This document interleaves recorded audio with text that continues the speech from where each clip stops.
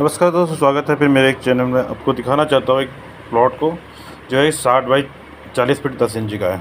Basically दोस्तों बहुत बार देखने को मिलता है कि जब लोग इसकी कैलकुलेशन करते हैं तो कैलकुलेशन में कोई मिस्टेकिंग कर लेते हैं। मिस्टेकिंग में आपको कहना चाहता हूँ, ये मिस्टेकिंग कर लेते हैं कि जो हमारे 40 फीट 10 इंच है तो बहुत सारे लोग इससे क्या करते थे 40.10 कर लेते हैं, 14.10 कर लेते हैं।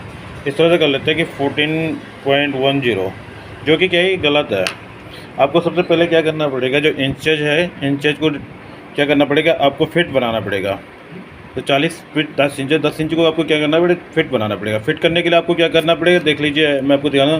फिट करने के लिए आपको इसको डिवाइड बाय 12 करना पड़ेगा। जब आप डिवाइड करोगे तो आपका आएगा 0.833, जिसका मतलब इसको समथिंग मान सकते हैं 0.83। तो आपका जब आएगा 40 फीट 10 इंच आएगा तो आप इसको फिट में फिट जब बनेगा पूरा क्या बता 14.83 बनेगा।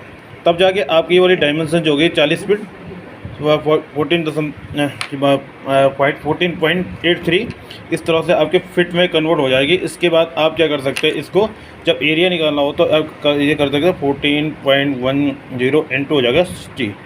तो जो भी आपका निकल कर आ जाएगा, ये रेक्टेंगुलर प्लॉट है इसलिए इसकी मेजरमेंट इस तरह से होने के बाद आप इसके कैलकुलेशन आराम से कर सकते हो।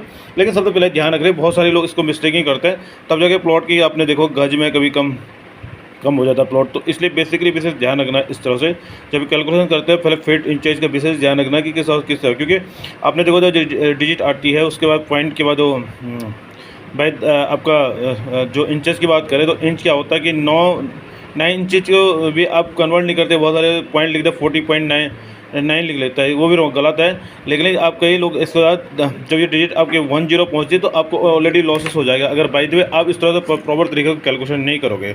इसके लिए बहुत ज़रूरी होता है कि आपको फिट इंचेज का विशेष नॉलेजेबल होना, किस तरह से फिट इंचेज को कैलकुलेशन होता है और उसके बाद गज को कैसे कन्वर्ट किया जाता है, ये आपको बेसिकली हर हमेशा ध्यान रखना है।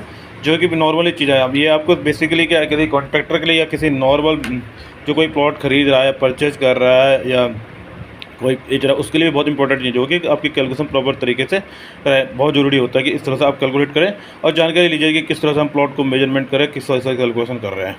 क्योंकि मैं आपको दिखाना चाहता हूँ कि बहुत बार क्या होता है कि बहुत बार करते तो लोग कैलकुलेशन है, लेकिन ये मेजरमेंट पे आप कैलकुलेशन अगर इसमें कभी एवरेज का बेटा हो, एवरेज भी प्लस पॉइंट नहीं होता है। एवरेज एक साधारण मेथड है जो रेक्टेंगुलर प्लॉट पर ही काम कर सकता है। एवरेज भी इस प्लॉट पर अगर प्लॉट में एवरेज करने की जरूरत नहीं पड़ेगी, लेकिन अगर इस तरह से होता है तो एवरेज का तो गलत मेथड होता है।